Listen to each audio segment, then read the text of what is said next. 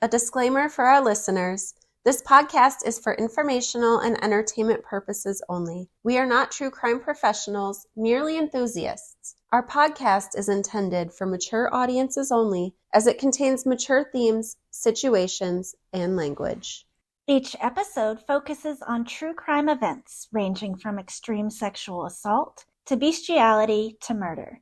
If that is not the ride you want to take with us, please stop listening now. If you choose to continue listening, we thank you. Grab your favorite mug of coffee and let's get into this week's cold-blooded killer. Welcome back to the conclusion of our story of Arthur Shawcross, Also known as the Genesee River Killer and the Monster of the Rivers, which I feel is a much more horrifying title for him to have. Yeah, it's a much better name. I don't know why that one didn't catch on. Or there was also the Rochester Strangler. Also better than the Genesee River Killer. It's kind of boring. It is boring. In Rochester during the mid to late 1980s, there were only about 3 to 4 murders per year. But that rate increased drastically between 1988 and 1990 when the bodies of an increasing amount of women were being found in and around the Genesee River. You gotta think, even if it was 1 or 2 murders for the year, that's alarming. The timeline for this episode is going to be a little more fast-paced, and it'll skip around because the women go missing, they're killed, and they're located not necessarily in the order that those things happened chronologically.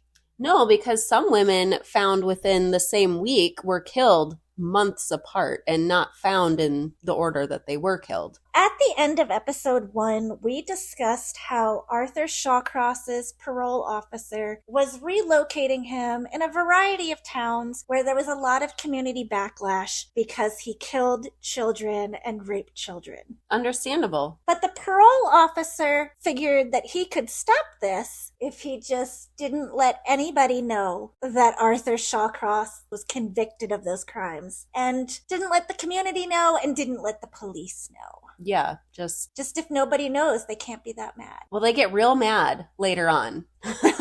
As well they should have. Yes. Arthur's parole officer brought him and his girlfriend, Rose, to Rochester, got them settled. So that was in June of 1987. By October of 1987, Rose and Arthur are settled in to an apartment, and they are setting up their lives. They get married. Arthur still, for some reason, finds a mistress. Yeah, he has a girlfriend, Clara, even though he's married to this wonderful woman who helped him with his parole. And then on top of that, he's like, I should frequent a bunch of sex workers. Yes, and he often used his girlfriend, Clara's car, to frequent Lyle Avenue. That was Rochester's red light district. The first body that was able to be linked to Arthur Shawcross was found March 24th, 1988. And this was when some hunters went down into the gorge. At first they thought, oh, it's a mannequin. Because I don't know, maybe people are just hurling mannequins into the gorge. As you do. I guess that would have been the less horrific option, but no, it was a dead body. Yeah, unfortunately. So they called the authorities, who discovered that a woman had been badly beaten. There was a lot of vaginal trauma surrounded by bite marks. But they did discover that the woman actually died due to strangulation, and then she was dumped in the river. There was no water in her lungs, so she didn't drown. So Arthur Shawcross claims later on what had happened was that they were mutually pleasuring each other. He had paid for 69. She bit him in the sensitive area, so he decided to bite her in the labia and apparently tore some of it off. And that is his claim because, as we know, he is a very, very reliable source of his own stories. He's always saying things. He says a lot of things. And I don't think hardly any of it is true. But whatever, Arthur, it's your story. Go off, Artie. go off. The woman was eventually identified as Dorothy Dotsy Blackburn. She was a 27-year-old sex worker from the Lyle Avenue area. She was a mother of 3, and her sister filed a missing persons report just a few days earlier on March 18th, 1988. Authorities didn't really have a solid lead to go on initially because not only was Dotsy a sex worker, she was also a cocaine addict with a debt. So they felt anybody could have killed her. It could have been a disgruntled John, a disgruntled pimp, a disgruntled drug dealer. You had a bunch of options. And unfortunately, in the 80s especially, sex workers were a very vulnerable population. And as we found out with a lot of different serial killers, they were targeted because of that, because they knew the police weren't going to investigate as hard into those type of people. Like maybe you would for children. Correct. So that is a little bit of a debate depending on the case that you're looking at, because some people believe that serial killers do not change their victim. But we do see in this case that Arthur was absolutely more of an opportunistic killer, and whoever he thought he could get away with killing, that's who he was going to go after. Yeah, he just preyed on the vulnerable. And I honestly believe his real intentions were probably for children, and maybe especially young boys, because that was where his first victim was, and I think that was more of his fantasy. But he evolved and he developed a different victimology just based on other vulnerable people who he wasn't going to get looked into as closely for. Which is kind of still ridiculous because it's not like he's getting punished severely for the crimes he's committed. No. They're just a revolving door for him. You can just go out and find some more victims, Artie. Just keep doing you, boo-boo.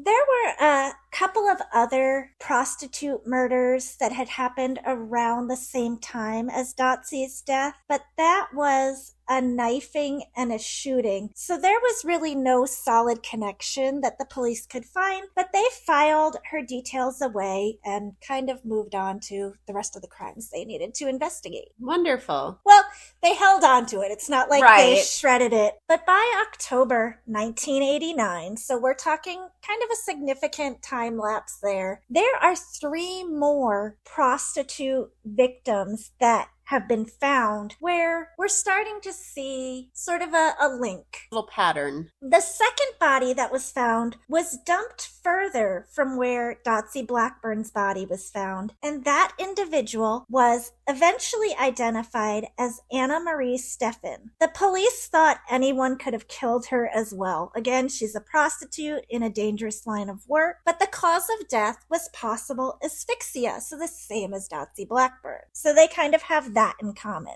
It was really interesting about Anna Marie Steffen was they found her skeletal remains. That's all that was left of it, really, was skeleton. And so forensics reconstructed her skull and put the picture of it in the paper where her father recognized it. And that's horrible because you're sitting down probably with your morning coffee. There's no internet. You open up a newspaper and there's a murder victim that you recognize as your daughter. That's horrible. How terrible. She had been missing since July of 1988. So this had been just about a year, a little over a year. Yeah. Before she was found. So that would make sense that her body was very decomposed. Yes. And then they brought in a special forensic anthropologist who was able to recreate Anna Steffen's face.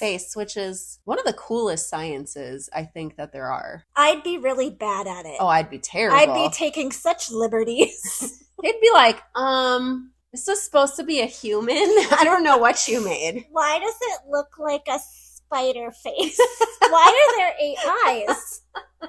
I was feeling like they had 8 eyes. Definitely, that's what it was. Who's the specialist here? Me or you? So Arthur claims that he paid her for sex and he was unable to get aroused. So she got really tired of trying. And I can imagine she probably tried for a good bit. And I'm sure her arm or hand or maybe even mouth got tired. So she made fun of him, and he became so... Allegedly. Because quite frankly, if that is your profession, you're going to probably want to have the same clients. Quite frankly, I don't see the benefit in her doing that. No, she probably was very much trying to encourage him so she could perform her duty. But he says she made fun of him, and he was so pissed off that he held her head underwater until she died, and then he just let her go with the current. And this is another situation where, because of her line of work and because her body was found so far from Blackburn's, people weren't sure where the threats were coming from. 6 weeks later, on October 21st, 1989, 3 sportsmen, so either hunters or fishermen, I don't know exactly which one. Those sportsmen. The sportsmen. They came across the skeletal remains of a body where the head was missing, the neck was broken, there was maybe some blunt impact that caused injury, but authorities initially weren't really able to identify this victim. And again, there's inconsistencies where they don't know how to link things. They knew due to a tip that was given to them from an employee at the county jail who had read about the discovery of the body. They reported that there was a homeless woman named Dorothy Keeler, who was about 60 years old, who had gone missing. And based on that lead, they were able to make an identification. A little about Dorothy Keeler. She was a homeless woman, but she wasn't always 100% homeless. She would often stay with Arthur and Rose at their house. She would clean their home for about $4 an hour, I think. Yes, was $4 the total. an hour, which if you convert that to like today's money, that was about $9.50. But when you're getting paid under the table, that's not terrible, especially if you don't have mortgage or a rent to pay. That's not terrible. Right. That is a source of income that I don't think you would want to risk. Correct. Because according to Arthur, that's exactly what she did. Yes, so he said that the two of them were having an affair after meeting at his favorite diner. Because she worked there too. She did. She worked at the good old Dunkin' Donuts. Which is not a diner. No, not a diner, but according to good old Artie, that was his favorite diner. That was his favorite diner. So not just a diner, it was his favorite diner. Favorite. The best diner. The best. They apparently argued over some missing money from Arthur's house after she had cleaned it. They had this argument after, quote unquote, making love in this remote area. Do you think that was the first time in his life that Arthur had used that phrase? Maybe he was like, let me throw out a special term for it. I don't know. It's just ew. It's just gross because there's gross. No way. He is so gross. They were arguing. He got upset and he hit her over the head with a log. He murdered her and dumped her body. Yes. And the skull has never been found. Her skull is still missing. Yes. They found the rest of her remains, but no skull. But no skull. He claims that he went back to where her body was and just picked it up and tossed it in the river. And he made it sound like it was no big deal. And if she had been decomposing for a while, maybe that's not as bold of a claim as it seems. Maybe that's true. I have come across 0 skeletons, 0 remains to test out Arthur's You've not claims. Decapitated a skull from a body before? Because I have not. Me either. What am I bringing to this podcast?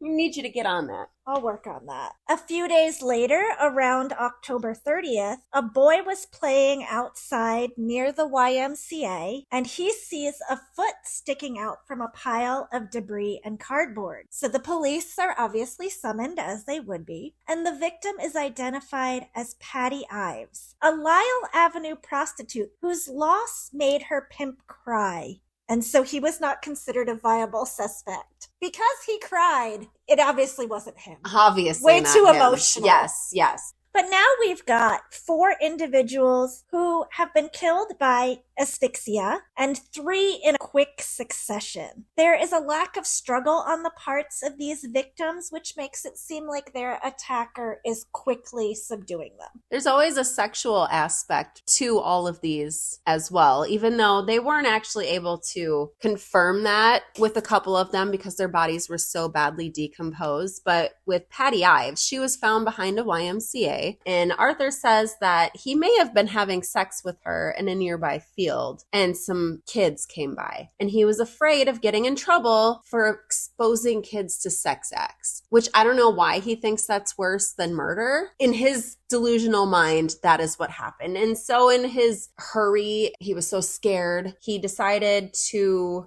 I don't think he cared about children at all. No, because why would you then? He says he strangled and anally raped her. Because the kids were going to find you, you decided to do that? Well, in an entirely different interview, he said that she tried to steal money from him. He caught her trying to steal it from his wallet. Yeah, Arthur is always blaming these victims, and I'm not loving his approach. No, it's never. He never takes responsibility for himself. And interesting fact, he took Patty Ives' ring and gave it to his girlfriend, Clara.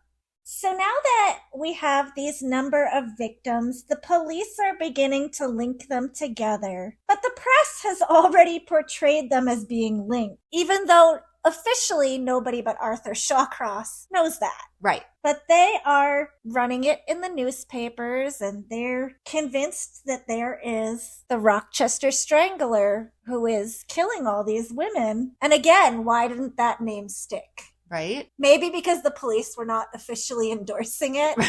They were like, that does not have our stamp of approval. The police are trying to figure out what they can as they're able to, because it's really easy to criticize them in hindsight when you have all the information. Right. And they were denied some really important Very information. important. So the police believe that due to the body concealment efforts that are taking place, they believe that their suspect has a law enforcement or military background, or that they had criminal experience, because they were trying to hide the bodies from aerial surveillance. If anybody's going to look, he wants to try to hide things. Right. So that is something that they discovered, and they're going through all the criminal records of people in the area, and they did know that Arthur Shawcross had that link to Dorothy Keeler, cleaning his home. Yeah, sometimes stayed with him. But they're looking for those criminal records, and they can't find anything. So they take their focus off of Arthur Shawcross because he doesn't seem to be meeting what they're anticipating out of a suspect. The police begin communicating with the prostitutes because they're beginning to suspect maybe it's a John then. And there was a particular John that was known as Mitch or Mike, who was a regular to Lyle Avenue. But they only had a name. They don't even know if that's his real name, which, spoiler, it's not. But no one could link that name to an actual person. And in particular, they're comparing those names to criminal backgrounds. They're not finding what they need. No. So there is a prostitute, Joanne Van Nostrand, who told police about Mitch, who was a particularly disturbing John that she had worked with, but he would ask her to play dead, creepy things. That's not a red flag at all. Just play dead, okay? It'll be fine. There was a TikToker that I saw, and she used to be a prostitute. And if you've ever watched any of her TikToks, she talks about some of her Johns on it. And she talked about this one who frequently saw her and would have her lay in a bathtub full of ice before then laying and not moving on a bed while he had his fun. So there's some weird fucking kinks out there. First of all, ice is cold. It's very cold. And to lay in a bathtub full of ice, I'd be like, I don't even know if there's enough money. Immediately, I think you're stealing my kidney. That is fair. Like, no thank you. Bye. My kidneys. No thank you to that. The police decide to go undercover because they're not making a whole lot of progress in their research. So they got to get down there on the streets, talking face to face with more workers. Although both sides were initially very uncomfortable with this relationship they found themselves in, the police really needed to get to know a few key players on Lyle Avenue, such as Joanne Van Nostrand and June Cicero. She was a top dog, a bad bitch, whatever you want to call her. She was the shit on Lyle Avenue. And she was sure that nobody was ever going to kill her the way these other sex workers had been killed. No, she couldn't get got because she only went with people that she knew. Yeah, she wouldn't even approach a car if she did not know the individual. But the police are not just checking out individuals. They are also looking at establishments in the area. And also checking out Dunkin' Donuts. Yes, where they run into their favorite patron of the famous diner. Arthur Shawcross.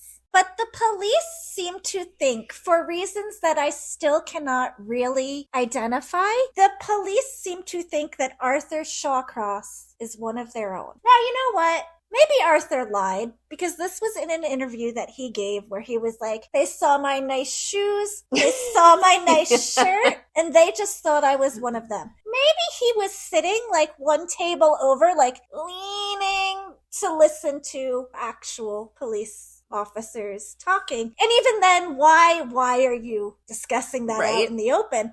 But maybe it's not quite as loose-lipped as Arthur is. I want to believe that they all frequented the same Dunkin' Donuts a lot, right? So they just walk in. He's already at the table with his mug of coffee and he's got his donut and his diner fare, dunking it in there. And they just come and pull up a chair and they're like, "Hey, Artie, how's it going?" And he's like, So what are you working on now? You know, and then they just really get to talking about the nitty gritty details of horrific murder fucking cases with some guy because he enjoys donuts and coffee and has nice shoes. And so do they. Like, nobody seems competent in any of this.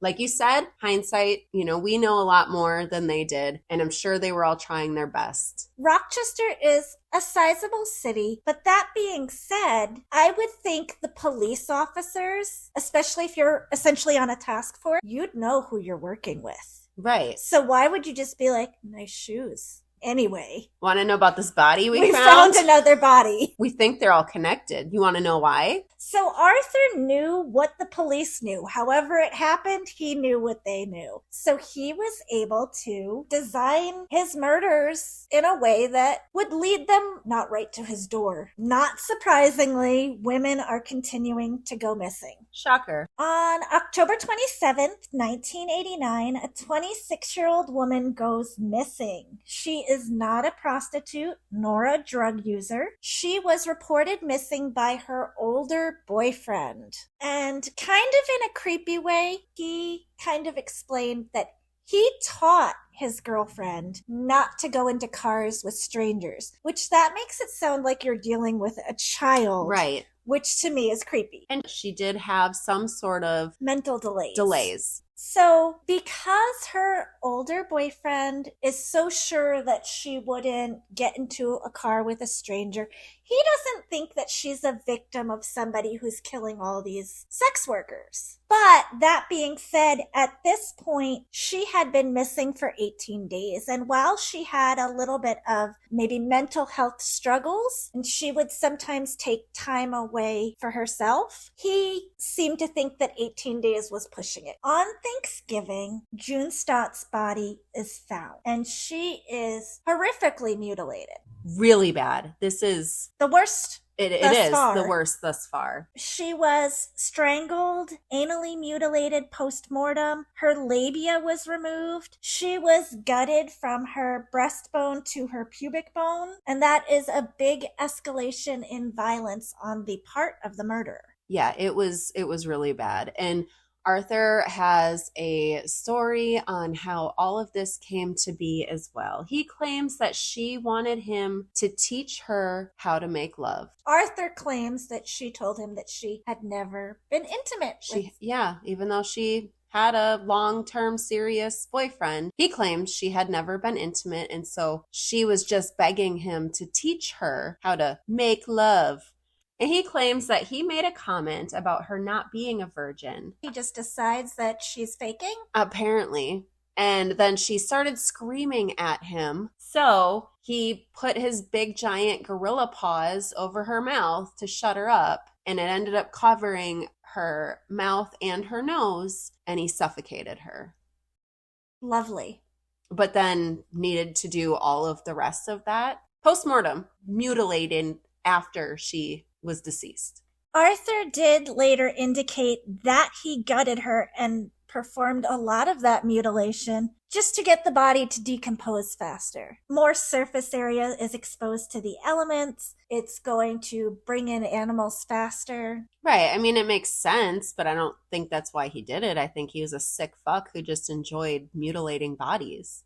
Speaking of that, he removed her labia and other body parts to eat them. We don't have any physical proof of consumption, aside from that's what he said he did. But there are bite marks on the body, and this is what Arthur is claiming. And that is just yucky. That is really gross. On November 5th, 1989, 21-year-old sex worker Marie Welch went missing, and her body was not found until January 5th, 1990. But Arthur has a story for how the two of them met. Arthur claimed that he picked her up from Lyle Avenue, took her to the banks of the Genesee River. Allegedly, they argued over the price of sex. He says initially she tried to rob him. And then later, he changed his story and said that he was angry when he realized that she was on her period. In October of 1989, a petite blonde was found in the gorge, badly beaten and strangled. Everyone assumed they found Maria's body, but this victim was actually Frances Brown, who had recently had a meetup with a John named Mike. And if you'll remember, Mike or Mitch, look out for that guy. Frances Brown's body was found November 11th, 1989 in the Genesee River Gorge. She was another prostitute, 32 years old. She had been choked, but this time it was not with hands. No, he choked her with his penis while he was receiving oral sex. And then, like the gentleman he is, he just continued on having sex with her body after she died. So he can't always get aroused with a live partner, but he can certainly finish the job if they've passed away. Yes. Good for him. Because he's fucking gross. And he dumped her body by the river and covered it up with debris. Great guy. Mm-hmm. In November of 1989, there are just a lot of bodies being found. And so police are not sure of how to proceed. So Captain Lynn Johnson calls the FBI. He explains that he has, at this point, 11 murders that he's trying to solve. It's about fucking time. 11 murders? They call FBI Special Agent Greg McCrary. He listens to Captain Johnson and he agrees that they, might have a serial killer. But McCrary also links up with New York State Trooper Lieutenant Ed Grant. And together, they are set to head to Rochester to help. However, the two of them are not able to arrive at Rochester until December of 1989. And there are still killings that occur in the meantime. November was a really, really busy month. In November, they also found the body of a 30-year-old woman named Kimberly Logan. She was found a week after Frances Brown. Although Arthur Shawcross was not prosecuted for her murder, the similarities are really staggering. And even if you can't prove it, there's still so many things to consider where they seem to have the same MO, the same modus operandi. And in particular, the similarities that we're seeing between victims Karen Hill, the little girl who was killed in Watertown, and Kimberly Logan. Because she was strangled, they found leaves and dirt stuffed down both of their throats. So a lot of times her murder does get associated with Arthur Shawcross. Arthur's explanation for why he could not possibly have killed Kimberly Logan is because she was black and he did not do black women.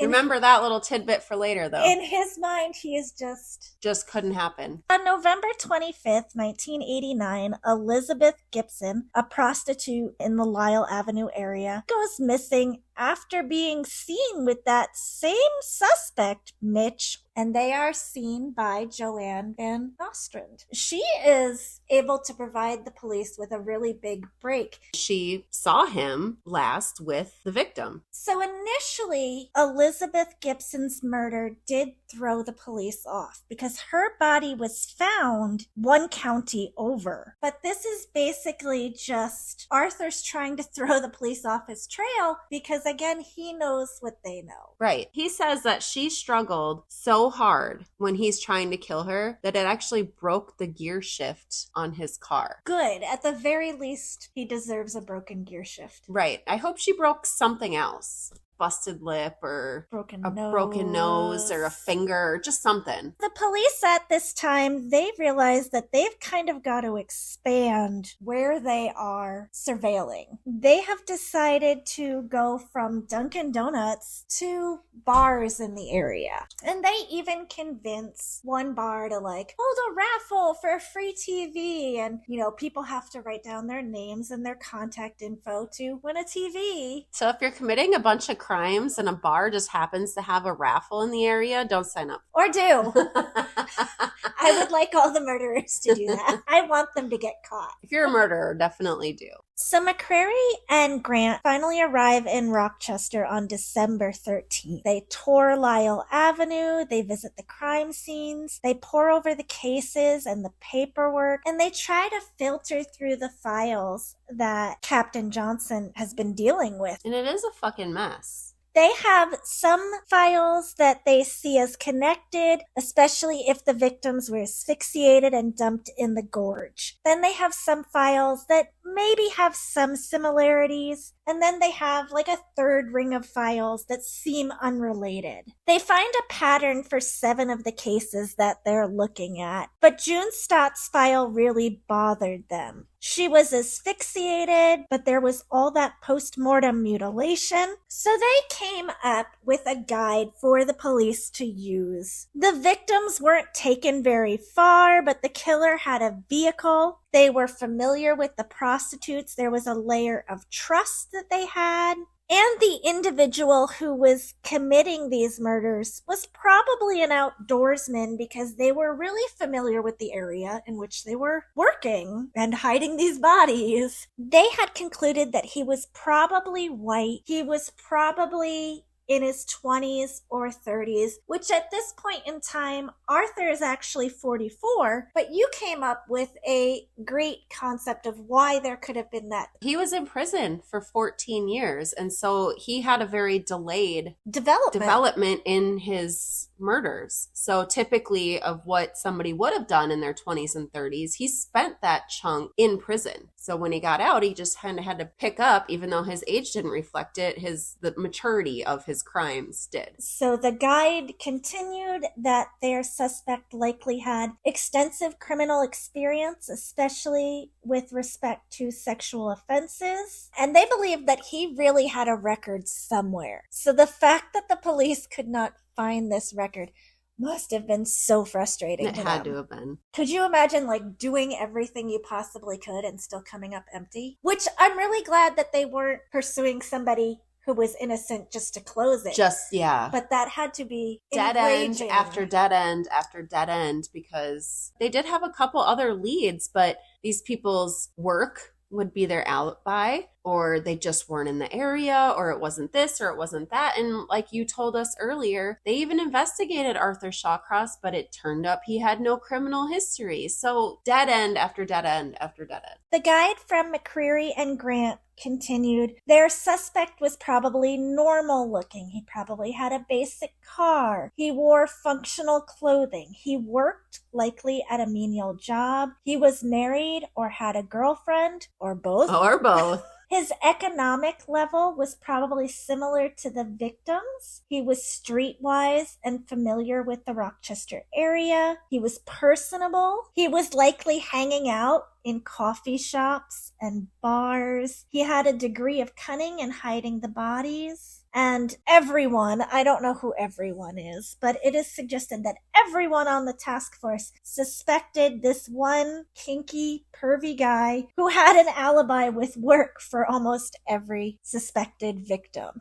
So yeah, they were chasing down everything that they could, and it still wasn't leading them to their suspect. So the next victim that we have is Darlene Trippi. She went missing in the middle of December 1989 and was not found until January 1990. She was picked up by Arthur Shawcross. They went to an isolated parking lot. Money was exchanged. Oral sex was initiated, but Arthur Shawcross was having a problem getting aroused. Unable to perform with a live body. And Arthur says that Darlene got frustrated and annoyed, and then he got mad and choked her and dumped her in the woodland, not a river in this case. Right. He's paying attention to the MO that he got from the police, and he's changing it up a little bit so that it doesn't look as connected. Darlene Trippi was ultimately only found because of Arthur Shawcross's later confession. So otherwise, they may never have even known about her as a victim. She was one of the ones that he led them to her body. In December 1989 as well, right around the middle of the month, sex worker June Cicero goes missing. Unfortunately, one of the people that she was familiar with, though, was Arthur Shawcross. And unfortunately, as with everybody else, he is able to kill her. Arthur Shawcross picked up June Cicero. They were going to have sex. He strangled her and then drove around with her dead body for a while before merely slowing down and kind of pushing her out of the vehicle. Like, almost like he just went to a slow roll and leaned over, opened the door, and kind of pushed her out. And off of a bridge over the Genesee River.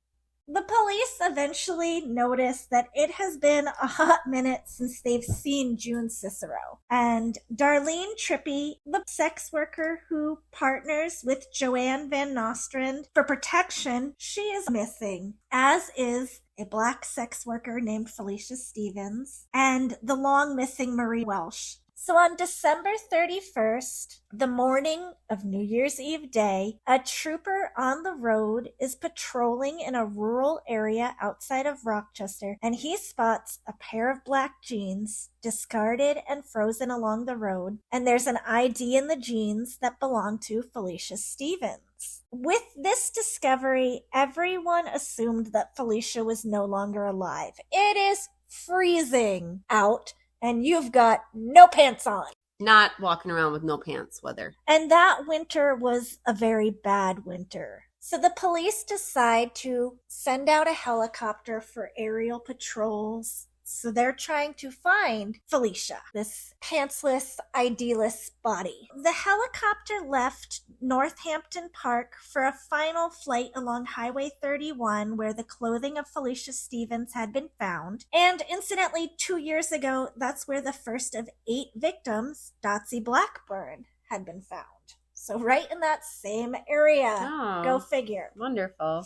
The helicopter hadn't had a lot of luck with their patrols, but they decided one last look. And as the helicopter was going over Salmon Creek, they saw a human figure near a bridge, splayed out, face down, wearing a white top like Felicia Stevens, but upon closer inspection, the skin was darker than Felicia's would have been, but not necessarily dark enough to be black. They also notice a Chevy Celebrity. Apparently that was a type of car that I had never heard of. So there is a Chevy Celebrity on the bridge where a large, overweight man appears to be urinating or masturbating off the bridge. Please be peeing. Please be urinating. Probably wasn't. That individual gets into the car and drives away. So the helicopter is obviously, they're flying. There's not like a landing pad right there. So they can't land and be like, hey, buddy. They can't hover over and be like, stop, sir. We can see what you're doing. Stop. But luckily, they are able to get the plate number of the vehicle. And when they run the plates, it turns out that the vehicle is owned by a woman named Clara. Oh. Who has ties to Arthur Shawcross as his mistress. The authorities on the helicopter radioed the police to let them know what they had found, letting them know not only about the body that they located, but also the man and the Chevy Celebrity. The not suspicious man on the bridge looking at a dead body. So even though they were searching for Felicia Stevens, the body on the ice is actually June Cicero, that very strong, self-preserving prostitute who pretty much ran Lyle Avenue. She only went with Johns she was familiar with. She wouldn't even approach a car if she did not know the individual. And unfortunately, that didn't work out in her favor. Because she knew the murderer. And I wonder if she knew him as Mitch or Mike or not. Because I feel like she was smart enough that if he had introduced himself with either of those names. Oh, I'm sure. She would have been like, I heard about. She must have known him by a different name. It's very possible. That would make sense. Once the authorities were examining June Cicero's body, they were able to determine that she was also asphyxiated. She was mutilated post-mortem. Her genital area was sawed clean through, likely while frozen, and was removed by the killer in order to be consumed. Yum. Why? Why did Arthur think he needed to consume this? I'll make you tell everyone. So, with absolutely no research or reason at all, Arthur Shawcross believed that he had contracted HIV. Do you think that he really thought that? I don't believe a fucking word he says, but this is one of his stories he concocted as to why he was after the fact eating everybody's vaginas, okay? So he believed that he had contracted HIV, which in the 80s was looked at as a death sentence, and he thought he had gotten it from a prostitute that he had been with. So he was going back to the prostitute. Despite not being sick, still working, still carrying on all of his day-to-day life activities. But he was dying, and he wanted to speed up that process while taking out others. He thought that was the quickest way to speed up his HIV was by consuming the flesh of the infected person. Okay. Well, I don't know where he got this fucking crazy idea from, because it wasn't some crazy YouTube channel, because we did not have that technology. It's just like talking to like the Lyle Avenue kook. The one that has the tinfoil hat. The cardboard sign, God is near. You have HIV. The only way to speed up the process is to eat the vagina of the person who gave it to you. And he's just like, I've got to find that one. So rather than checking doctors' clinics and hospitals, he's like, I'll just go back to where I started. Yes. But this came out way later because, as we remember, he had an excuse for fucking everything. And either they were trying to steal money from him, or they were making fun of him, or they were yelling at him, or there was children nearby, or what. This is just another in that long list of excuses that he gave. The laundry list of excuses he has. So the patrol units are following that Chevy Celebrity. I have to Google to find out what that car looks like. So Arthur pulls into the parking lot of Wedgwood Nursing Home in Spencerport. The police go up to talk to him. They ask for his license and his registration, as is protocol. And without any prompting, Shawcross admits that not only does he have no license, but by the way, he had been in jail for manslaughter. But why? Nobody was asking. I don't have the license. The car is registered to my mistress. Yeah, what I think you might want to know, because they did, I was in jail for manslaughter. Do you have a license? No, but I was in jail for manslaughter. Holiday Inn Express, like, I'm not a doctor, but I stayed at Holiday Inn Express last night. He's like, I don't have a license, but I was in jail for manslaughter.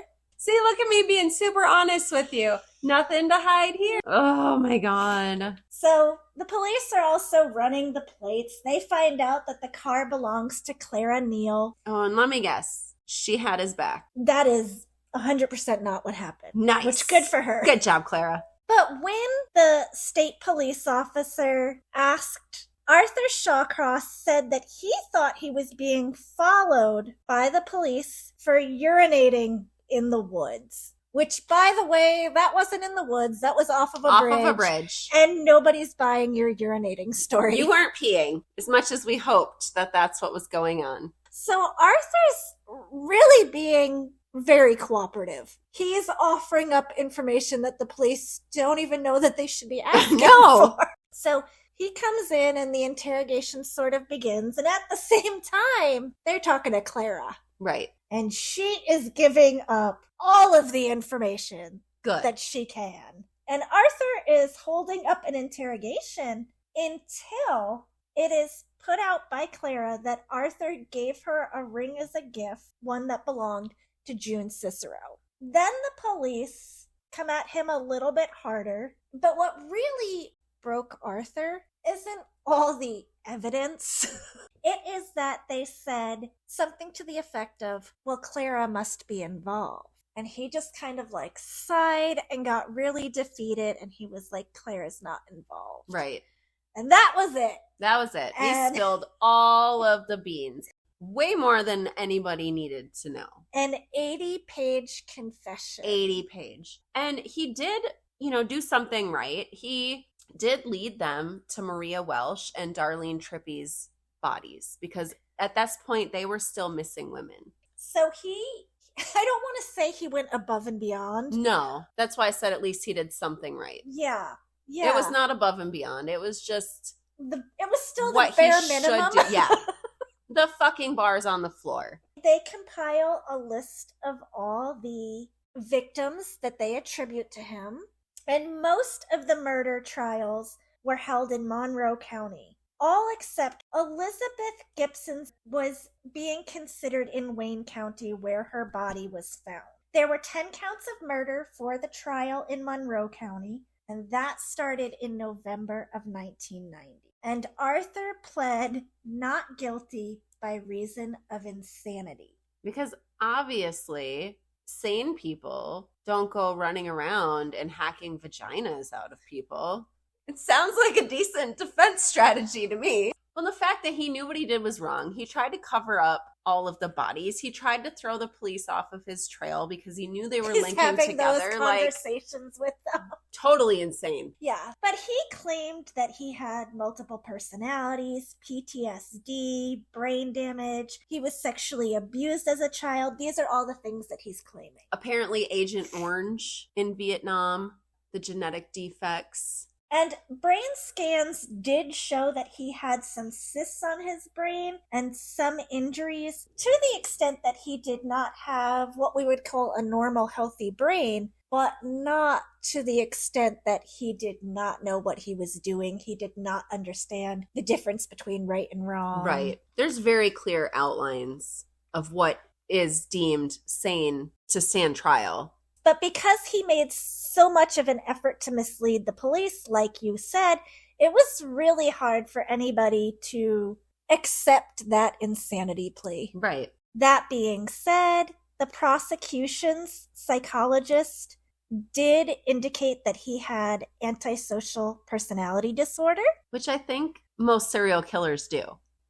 So remember, he's got that 80-page signed confession where he actually discussed with the police where he liked to fish, and coincidentally, that's near a lot of the dump sites. So it did not take the jury long No. They deliberated for 6.5 hours over 2 days, which still seems like longer. Seems than you like would longer think. than it should have been. And maybe they were trying to take into consideration some of the reasons. You know, obviously he was deemed competent to stand trial, but maybe some of those things still they were trying to see if maybe it did impact his decision making to some extent. I don't know why they needed 6.5 hours. I would have walked back there and said he's fucking guilty and then walked back out. Like, it would have taken me 20 seconds. So for those 10 murders that he was tried for there in Monroe County, he was sentenced to 250 years to life. Because he got, for each murder, 25 years to life. So a few months later, after that sentence was handed down, he was taken to Wayne County for the murder of Elizabeth Gibson, and he received a life sentence for that. Yeah, and well. instead of doing another trial, he just pled guilty to that one. I mean, there was, what was another 25 years on top of 250? Nothing, apparently. Right. Nothing to It's him. really inconsequential. In 2006, he was interviewed by Columbia University forensic psychiatrist Dr. Michael Stone for the Discovery Channel series Most Evil, and he admitted at that point to sexually abusing his younger sister during their childhood, and this was at the point where he said his mother sexually abused him. So in 2008, that was when Arthur Shawcross did that interview for the documentary on cannibalism. And he discussed eating from 3 of his victims' bodies in the Rochester area, but he refused to discuss Jack Blake and the alleged cannibalism of his body. He did a lot of interviews over his time in prison, and he did not talk about the children in Watertown. Yeah. He would go into grave detail about Vietnam. He'd go into grave detail about Rochester. But he would literally say, if you ask me again, this interview's over. And then he would leave. There was a few interviews Yeah. that he did walk out on. There's no explanations for anything that he did at all whatsoever, but he could not explain away Jack Blake and Karen Hill. And ultimately, on November 10th, 2008, Arthur woke up one morning, complained of pain in his leg. He was taken to Albany Medical Center. And he went into cardiac arrest and died at 9:50 p.m. at age 63. He was cremated, and he only served 18 years in prison for this second string of stateside murders. So, if you're keeping track, he committed 13 murders that we can very much concretely attribute to him. Probably 14, and he served 32 years altogether. Which does not seem like the strongest example of justice that I have learned of. No, not at all. I feel like this whole entire saga of Arthur Shawcross is just one kind of misjustice after another.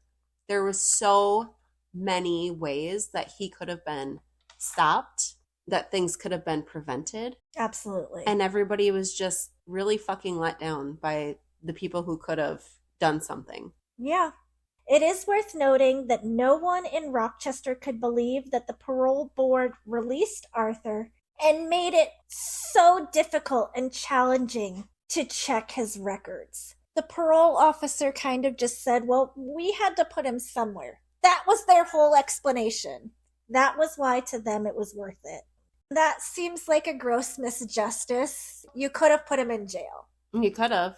You could have kept him in jail? Could have let the mobs keep running him out of town so he had nowhere to fucking get comfortable enough. And he had nowhere to start committing his crimes all over again. So that's gross, and he's disgusting, and he did not suffer nearly enough. No, not at all.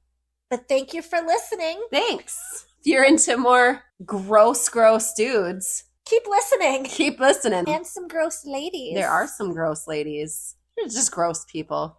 We found a lot of gross humans to discuss. We did. We would love the opportunity to engage with our listeners, so please feel free to email us. At coldbloodedbrewspodcast@gmail.com. Or you can follow us on TikTok at Cold Blooded Brews or Instagram at Cold Blooded Brews Podcast. And those are all one word, no spaces. Well, then I'll cut it off. Because I think on all of those, there's no spaces.